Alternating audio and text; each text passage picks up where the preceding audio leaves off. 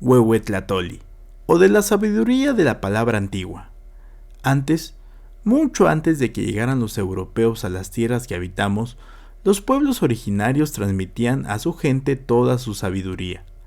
Para estas culturas la educación del pueblo era vital, por lo que todos los espacios donde ellos vivían y convivían eran considerados importantes para aprender y entender cómo funcionaba el mundo, todo lo que tenía que ver con la naturaleza, la sociedad y el universo.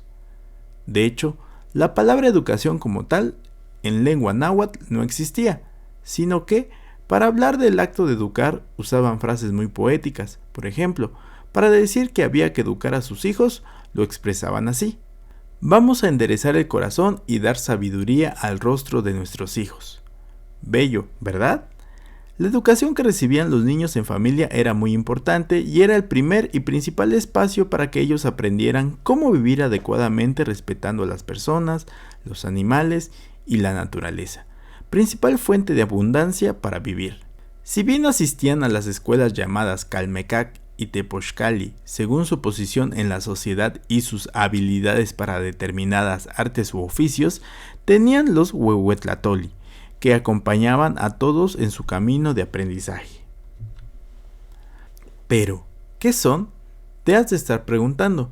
Los Huehuetlatoli son como una especie de libros o códices orales. Sí, orales, pues no estaban escritos, aunque ahora ya los podemos encontrar en libros impresos o digitales. En esa época se transmitían conversando en casa, en la escuela o dando un discurso público. Huehuetlatoli es una palabra náhuatl que quiere decir palabra antigua.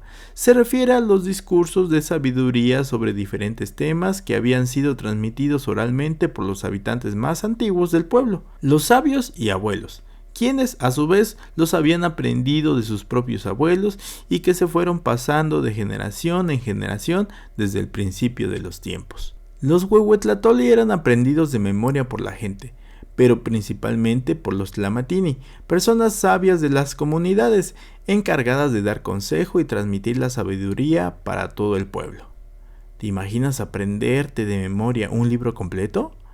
Pero no creas que todos los Huehuetlatoli eran iguales. Así como los libros de texto, que son de historia, matemáticas, ciencias naturales o lectura, los Huehuetlatoli eran de varios temas y había para niños y adultos. Por ejemplo, había Huehuetlatoli para que los padres aconsejaran a sus hijos o para decirlo al bebé recién nacido.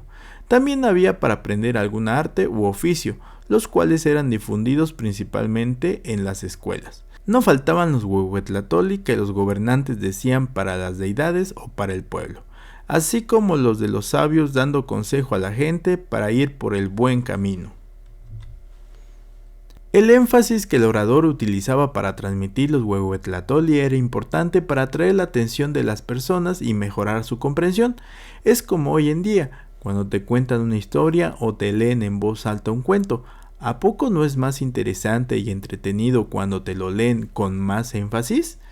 Podríamos decir que los cuentacuentos de hoy son herederos de alguna forma de los Huehuetlatoli, pues la sabiduría que comunicaban siempre era testimonio de la experiencia contada por los ancestros.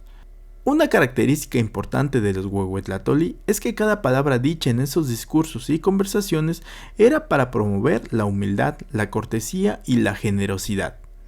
Con ellas procuraban enderezar el corazón de la gente y llenar de sabiduría su rostro, independientemente de la edad y la clase social a la que se perteneciera.